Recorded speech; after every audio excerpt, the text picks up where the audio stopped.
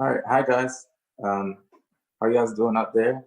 Christian Cody here, and welcome to the Wednesday workshops, where we're going to be elevating our photography today. Um, my name is Christian Cody, and I'm a photographer and director from Atlanta, Georgia. I went to SCAD. Actually, I'm a SCAD alumni, and I went to SCAD from 2012 to 2016, and I graduated with a Bachelor of Fine Arts from the Atlanta campus in 2016. And since then, I've been traveling back and forth to New York, broadening my network in both Atlanta and New York, and just having fun, getting into the nitty gritty of my career.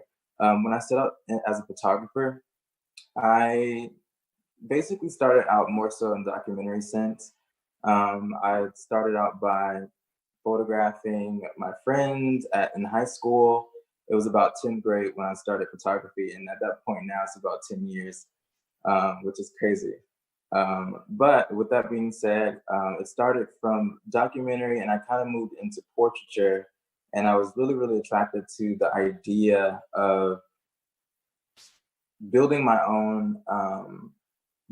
own narrative and sort of showcasing what I could pull out of my brain, pull out of my consciousness and out of my creativity. Um, I actually got to know about SCAD through there was a recruiter who actually came to my high school. I went to Woodland High School in Stockbridge, Georgia, and there was a recruiter who came and introduced us to SCAD's curriculum, and let us know about the idea of SCAD Day. So I know that a lot of you guys are looking into either joining SCAD or furthering your curriculum there. And SCAD Day was my way into um, uh, sort of getting to know SCAD and getting to know what could be offered there. So I knew going into it in my senior year in college senior year in high school, sorry, that I wanted to be a photographer. And after I, had a few meetings and I went to a few SCAD days myself, I realized that this was a school that I wanted to go to and that I wanted to further myself with SCAD. So with that being said, once I was there, I got into, well, basically I kind of started to explore, but I knew in my head that I was gravitating towards fashion and towards portraiture.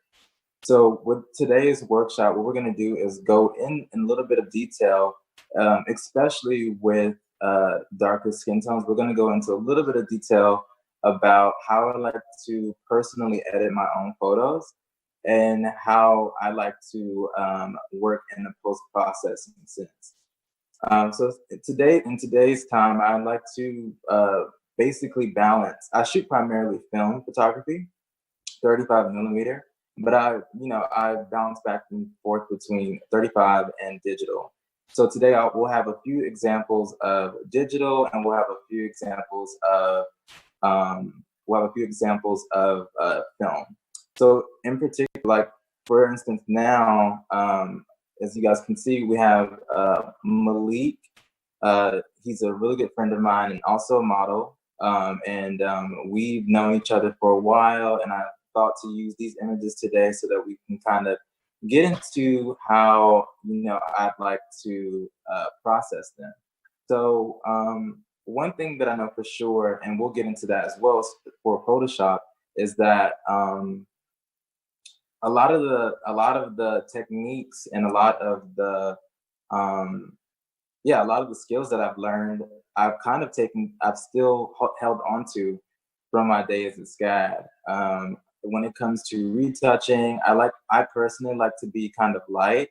I like the image itself to sort of feel as natural as possible. And even as I'm shooting, I kind of like it to feel that way as well. So we're going to be looking also at a few different lighting setups. And right now, as far as what I'm using, this program in particular is called Capture One. And so we'll bounce between Capture One and Photoshop. And today, as like my tools, I'm using a Wacom tablet. This is a smaller Wacom tablet here. You guys can see it. There we go. And I have a pen. So this is kind of like what I'll be using. This kind of just makes things a lot quicker when it comes to retouching, getting into those spots, blemishes, and a lot of the just overall making selections. So we'll get into that as well. So here we can see, this is basically some images that I've chosen. I like to sort of catalog my images in Capture One. This kind of allows me to know what it is that I'm really gravitating to, what images I'm responding to, what I'm liking. This in particular was shot here in Georgia, actually. And we just went out. This is actually before quarantine, slightly before quarantine, or right as quarantine was starting. So this was, we went out at Malik's house, and we just wanted to shoot. So this in particular is just a test, what we would call a test shoot. I'm gonna also show you guys some client stuff as well. So yeah, so with this, I have a few different, this is what I just cataloged as my selection. So in this particular group, there's 31 images. And you can see that with each of these stars, you can rate your images in this program from 1 to 5. And really, this is what I have under my 1. We're gonna just choose one of these images to kind of take into Photoshop. This day in particular was natural light. And with natural light, I like to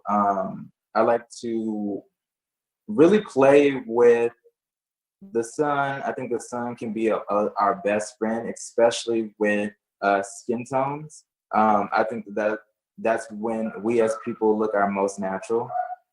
So we're going to take one of these images into Photoshop, and then we'll kind of go into some retouching. Before we go though, I'm gonna show you guys just some options that we can use. I'll pick an image. So let's say this one. So here, this is a pretty contrasty picture. I think that it's totally okay to use a creative license to decipher what is too harsh, what is what is your image. And here, we didn't have a reflector or anything like that. So I was really just making portraits with Malik. Just based on where I saw that the light was hitting him the best. And I think we were shooting maybe around 3:00 p.m.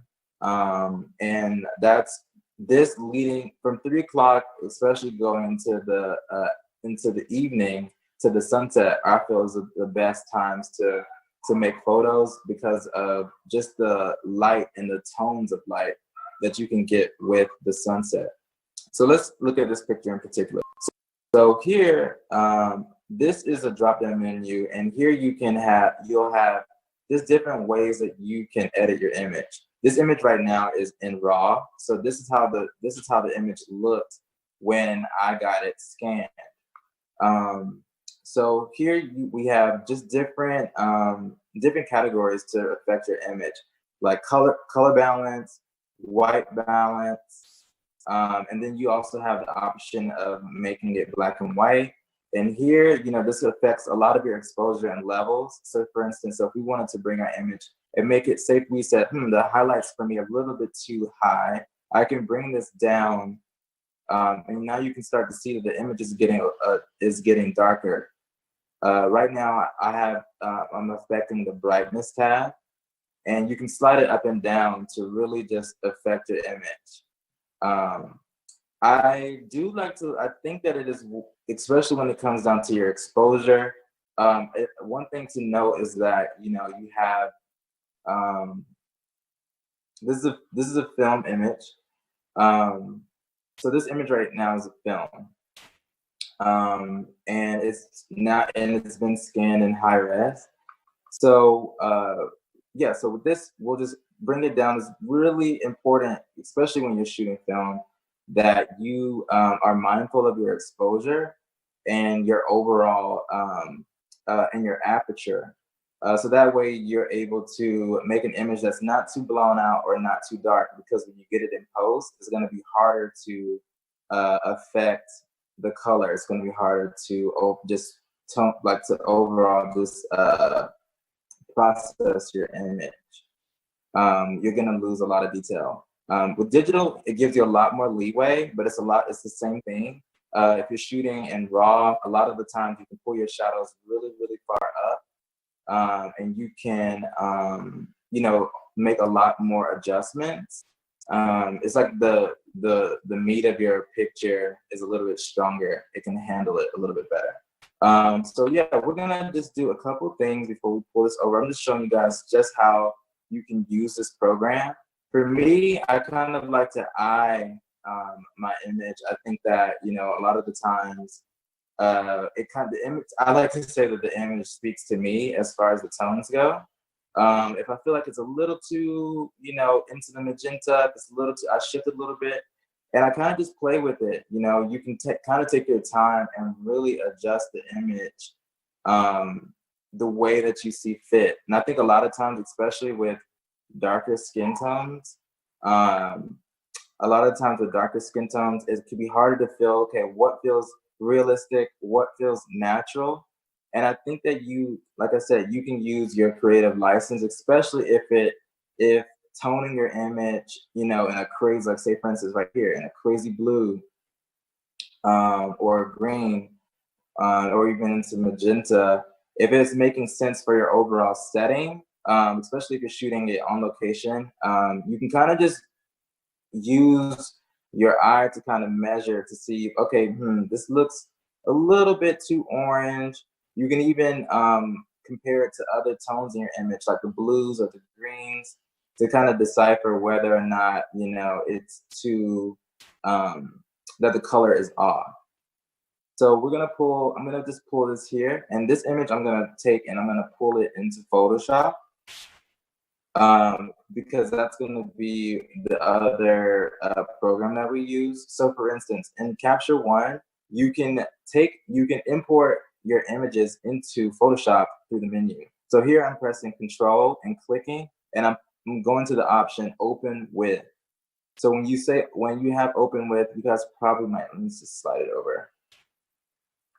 When you go to Open With, it's going to give you the option to pull into the different editing softwares that your computer just knows. So you'll just, so for instance, we're going to go to Photoshop. And when you press that, it's going to pull you into, the image is basically going to go into the next, this is going to go into the Photoshop application. So here we are, we're jumping into Photoshop now, where we have the other image that's loaded. And here you can see that, you have options, just a lot more options. I think that's a lot of times Photoshop gives you a little bit more flexibility with your toning, especially to just nitpick and really hone in on what it is that you want to do and say. So here we're going to just pull this layer down to copy it. So that way, anything that we do from this point on won't affect our overall image. This is also something that I learned in SCAD as well. You want to make a background copy. So that way, anything that you do from that point on, you're not erasing any of the data, any of the raw data that's on your file. Because a lot of times if you don't, you can kind of just keep going in this picture, and then you realize, okay, wait, I want to go back and I want to, backspace or take it back to something that I did before. But with that, you may have deleted some pixels. You may have, removed something that you wanted to put back, but you can no longer put it back.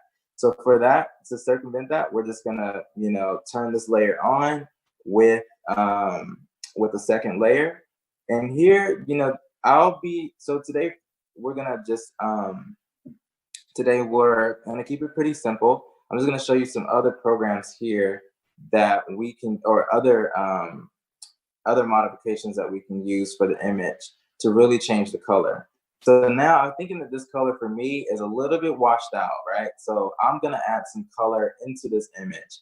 So what I'm gonna do, I have it set to the midtones. I'm going to bring the color of the tone towards red. And as you can see, it's kind of like pumping more color into the skin tone. So for instance, if you're working with darker skin tones, yellows and reds, and sometimes into magenta, kind of gives you a gateway when you're playing with those. It kind of gives you a gateway to find something that kind of feels cool, natural. Personally, my images are usually pretty warm, especially when it comes to portraits. So here we're gonna I see that we have a little bit, it's a little bright in the highlights. So I've come to the curves button, and we're just gonna pull this down to affect our overall exposure in our image. So this is gonna make your image pretty contrasty, depending on how you brought it in. And I think that sometimes it's also really cool to play with, what makes sense as a black and white. So there's a black and white option here that I love to use, and you can press that, and here the image is gonna turn into black and white.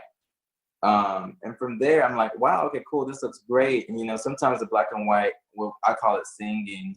Sometimes the black and white sings to me more than the color image.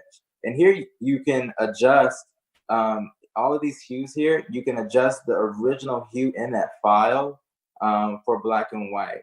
So say for instance, right now, if we're toggling and going to from dark to light in our reds, what this is doing is only affecting the red that is in the image. So say for instance, Malik with a darker skin tone, he has a lot of red in his skin. So when you go to black and white, you can see that that's something that's being affected when you're toggling with this button here. So I'm thinking that this, for me, is pretty cool in this region or this realm. And I think that we could stop it there. Also, I'll kind of just take you guys into how I like to retouch. Like I said, we're gonna keep it pretty simple here for this one. But I'll just show you guys how I like to retouch. So we'll just pull into the image. Hold on one sec, just gonna zoom in.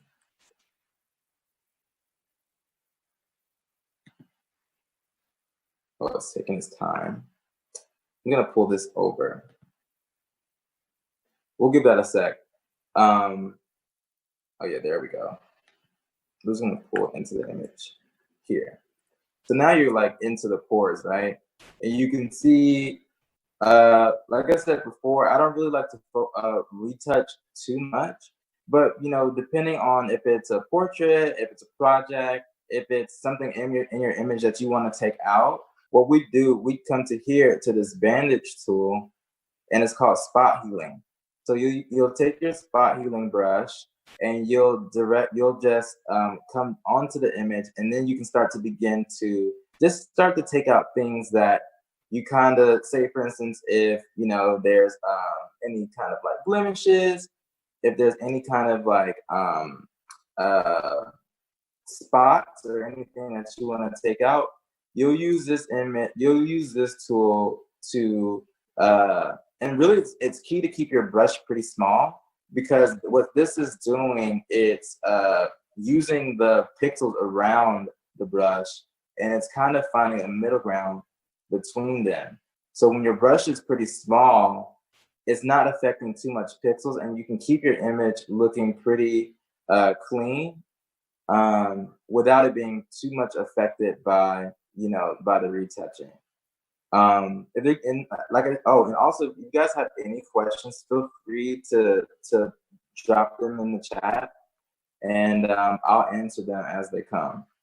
So we'll zoom out of this picture, and we'll say bye to Malik for now. We'll add our layers that we've created so far.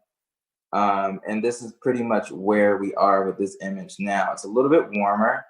And this kind of look can lend itself to more towards an editorial look.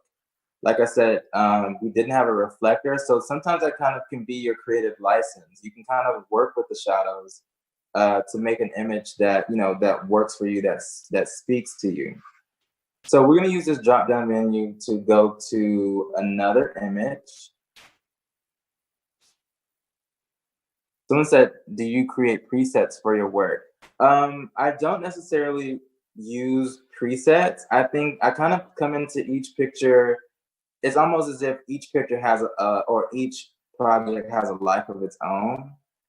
Naturally, as I've been working, I've found similar tones in my images, and they kind of stay, they're pretty similar. But as far as presets, I don't set any presets just yet, because I kind of just go into it and I figure out what's working the best as far as the tone from scratch. Now, there are ways that you can set a preset. For instance, if you're using Lightroom or if you're using Capture One, there are options to set your presets. So that way, when you pull in a new project, you can apply those presets that you created yourself. And then, of course, it'll just wash over the image. So here we have, this is an outtake from an H&M shoot that I did last December. And this was featuring Justine Skye. This is just a raw, this is a raw digital image. And here you can see that there's a range of different tones in the picture. There's just a wide demographic of models here, from light to pretty dark. And here you can see, like, okay, well, how would I tone for all these people? What makes sense?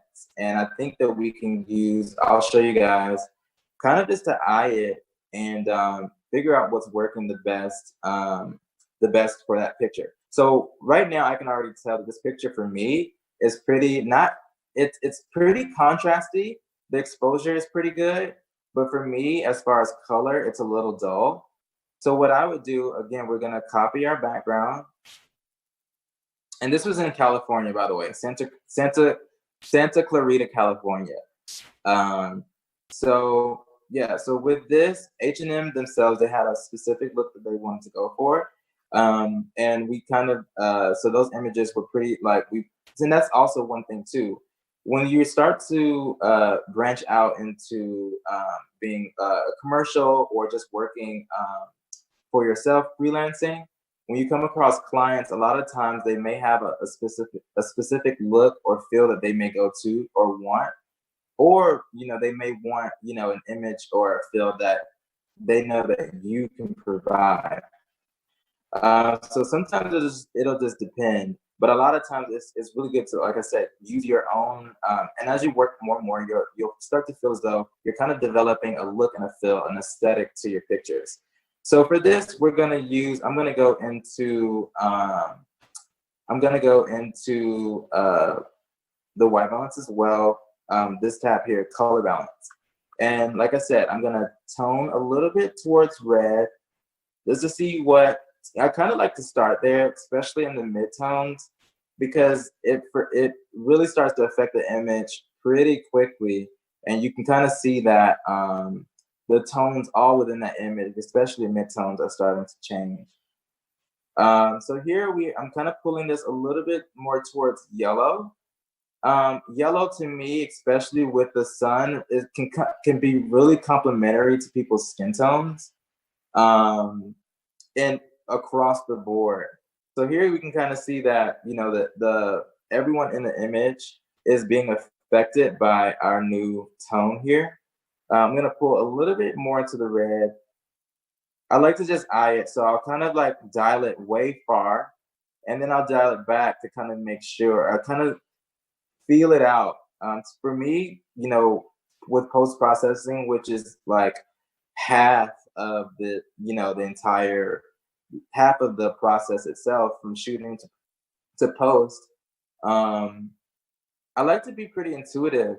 Like I said, I feel like the images kind of speak to me and they say, okay, cool, I feel like I'm good there. Okay, let's try this or let's try that. So we have this drop down menu here. This is selective color.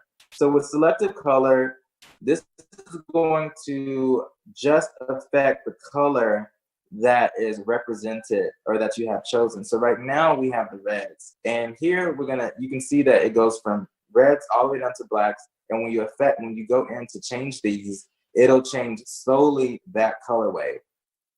So here, I want to make the tones in this image a little bit warmer and give them a little bit more of a pop.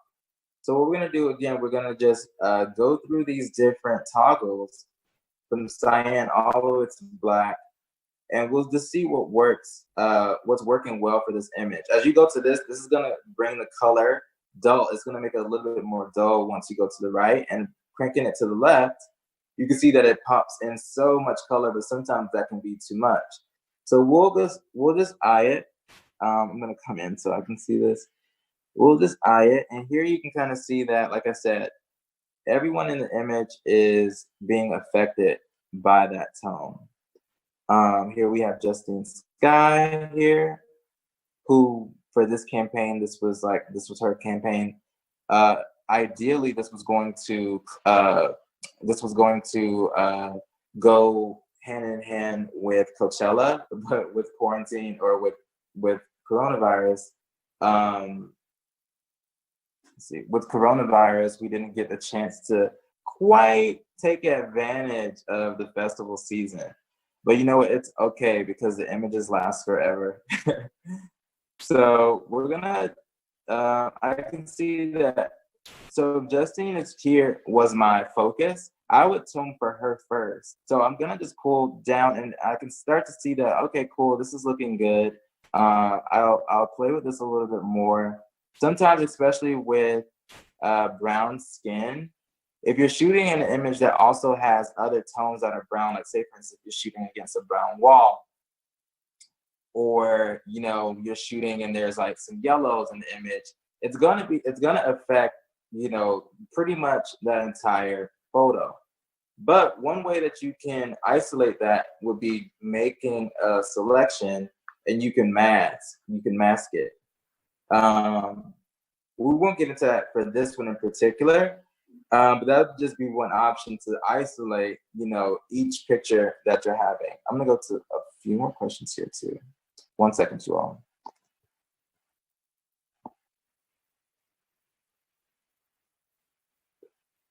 Okay, so I started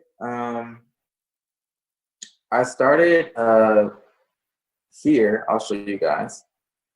This is where we started, right? This was the raw image, and already you can see what an effect those tones that we've made, those adjustments, have made to the image. I like to kind of play around with it. I don't think that anything is pretty much off limits. Like I said, creative license for me is really big. So I kind of like to use that with the work. So here we're gonna also affect our levels a little bit. So I might want to add a little bit of contrast here.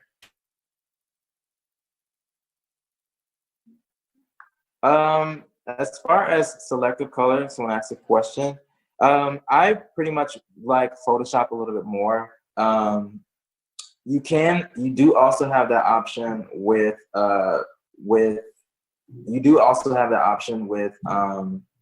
Lightroom. But for me in particular, and just the flow, and as a photographer or a director or whatever, if you're just even getting into it in a novice state, you can create your own flow, and you can decide what's working the best for you.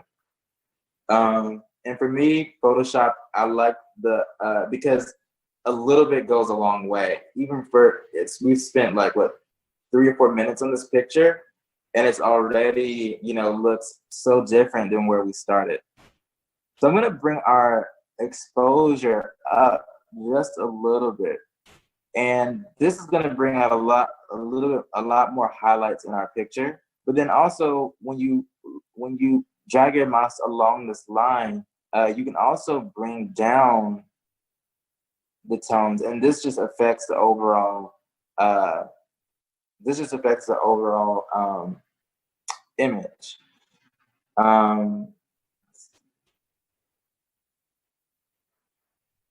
So yeah, this is where we are with this one. I think it's a little bit too contrasty. So what I do, you can also use this option of taking your opacity in Photoshop and bringing it down. If you like where you are here, you can just slide this toggle down to a point that makes the image feel a little bit more right, palatable for you. Cool. So this is where we are with this one. And like I said, there's a lot of other options here. For instance, you could change the blues if you wanted to.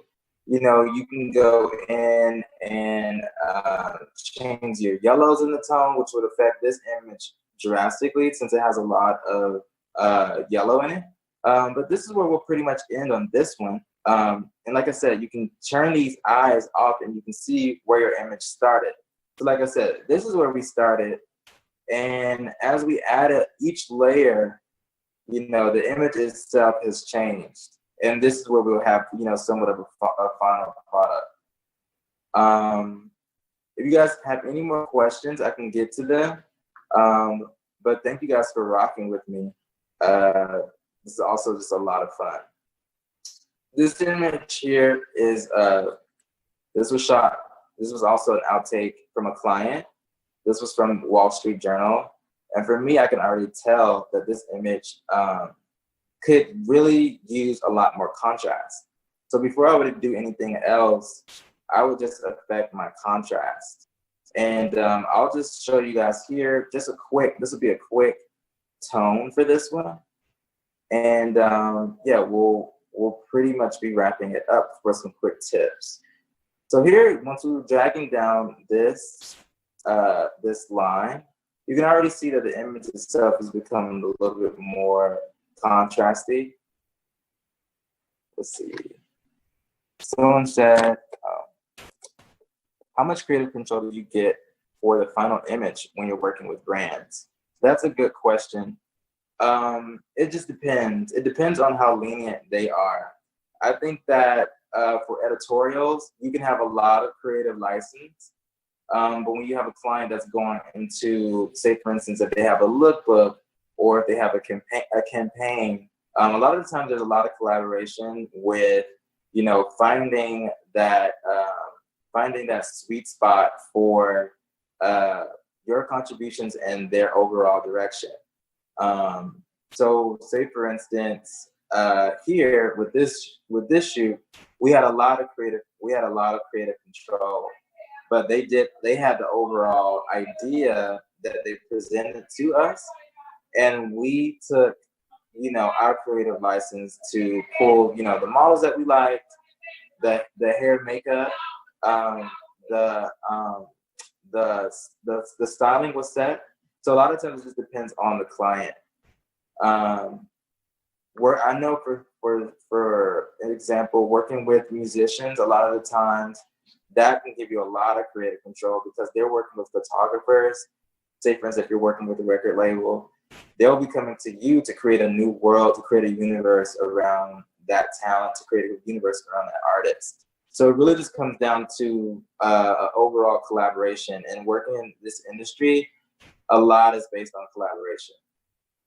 So what we did here, we just really affected, I thought that the blacks were pretty washed out to start. This was shot in what we call the golden hour. This was right as the sun was setting. So it already this is also a film image. This is shot in 35 millimeter.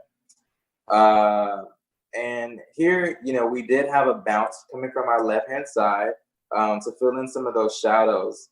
But also the image itself coming in raw, it was already kind of washed out, like I said. So sometimes a quick way to solve that is just go ahead and affecting your curves, because that's gonna boost the blacks and the whites in your image to give it a lot more dimension and form. I can take some more questions if you guys have any, and we'll just probably go into a couple more images before we conclude today's workshop. I really do appreciate you guys joining me today. And okay, so someone said, who was my favorite model or celebrity to shoot? I'm glad you asked that because I actually do have another outtake. As of late, one of my favorite celebrities that I've worked with was actually from Atlanta. This was for GQ magazine. So I'll pull in, oh, wait. Let's see where he's at. He's hiding somewhere.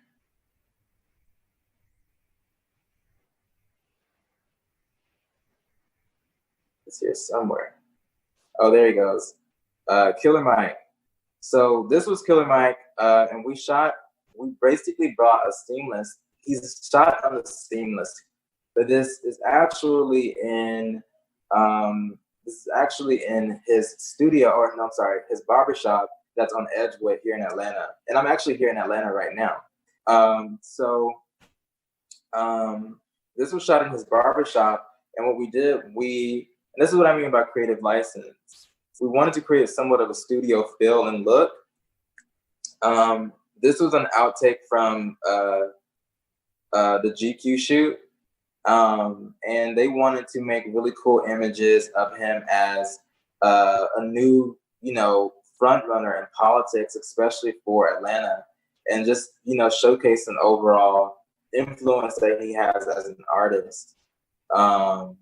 So yeah, this was an outtake from that shoot.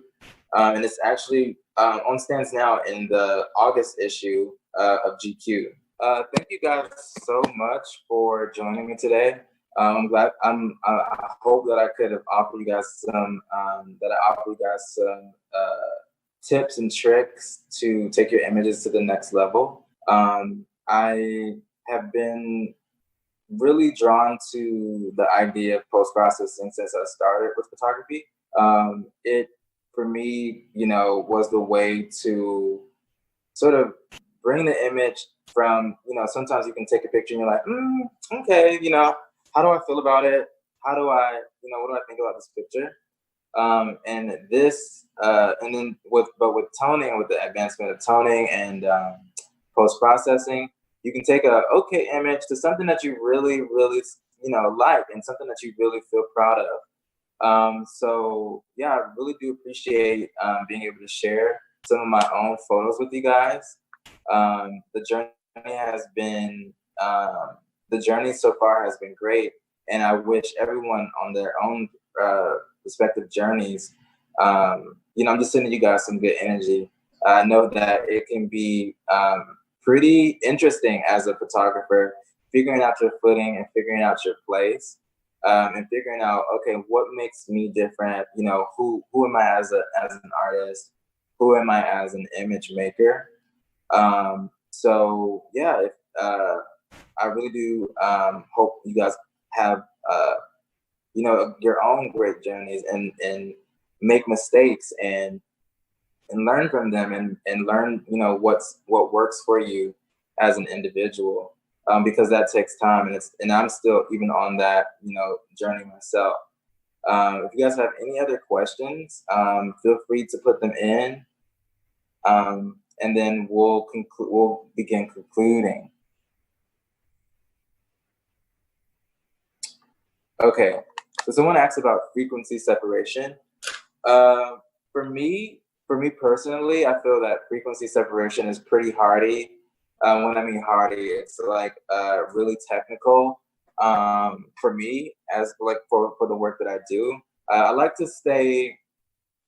But when it comes to retouching, I don't like to alter, especially with me working primarily in film these days, 35 millimeter. I don't like to alter my images too much. I like to still feel fresh, and I like them to still feel pretty natural. And I find that sometimes with frequency separation, depending on if you can become heavy-handed in it, I think that can just really affect the tones and the skin tones and the look and feel of not being natural in your pictures. So yeah, that's where I am with that.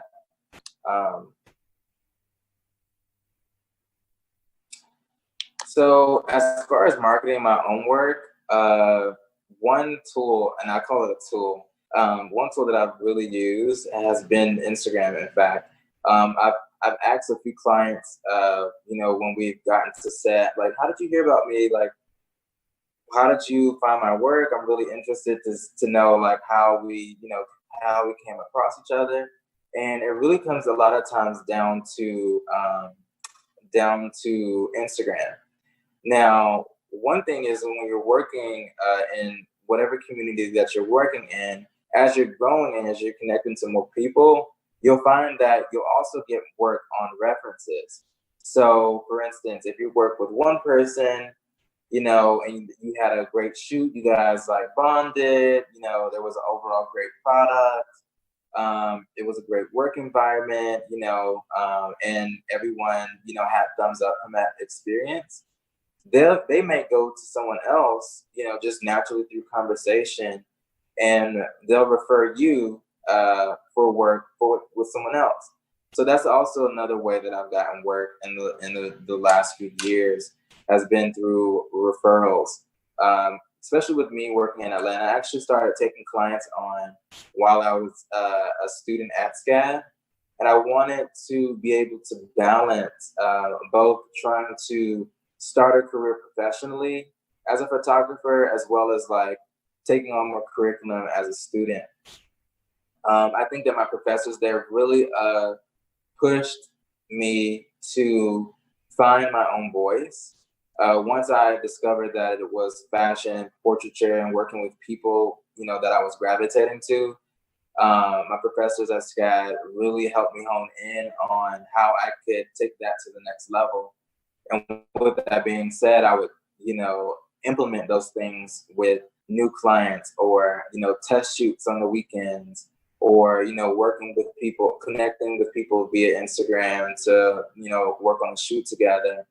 So, from working in that way, it's kind of like, builds a web, and it really builds a web, and, you can start to see that both, referrals and marketing yourself, posting work, whether it be old or new, if you feel good about it, you never really know how people will respond to it, because we respond to our own work one way, but other eyes onto the image, other eyes onto the video, will respond to it in another way, and they may ask you questions or bring forth ideas that you weren't even thinking about, like maybe even references in your work that you didn't even know was there. So I would say, continue posting your images, and tagging. I used to be really big on tagging, hashtags and those kind of things, to really just get you out and create more of a platform for yourself. Someone asks, do you expose your own film? And if so, do you edit the photos in the darkroom, or do you focus on digital editing? That's a great question. When I was in SCAD, that was my introduction to the darkroom for the first time. Prior to that, and we were working in black and white film. Prior to that, I had never worked with film before, or in the darkroom. So that really was a hand-on experience, and I think that some people gravitate to being in a way one with their pictures, being one with the work and seeing it come to life before them. And today, I'd like to have developers work on the work. There's actually a really, really good photo developing lab in Douglasville. I'm going to give them a shout out. The Photo Spot in Douglasville. They're absolutely my favorite here in Atlanta. And they're able to process your images the same day. So if you go, well, this is for color. If you go and you drop off, around 11 a.m., you may have your images back on a Google Drive link at least by 1. So as far as Atlanta goes, when I'm working here in Atlanta, they're like my go-tos as far as photo developing. And then from there, I'll edit digitally through the programs that we had today, Capture One and Photoshop. But even with that, I don't like to push it too far. I just kind of like to feel what feels natural. You can add a little bit of fantasy. You can add a little bit of your own touch to it for me. But I don't like to kind of take it too far where things kind of get muddy, especially with film. Any more questions? Okay. So yeah, I think we're good on that, you guys. I really do appreciate you guys sticking with me through this workshop, our Wednesday workshop, where we're just elevating different aspects of our photographic practices. Like I said, my name is Christian Cody. I'm originally from Atlanta and I live in New York now. Yeah, my Instagram is Christian__Cody.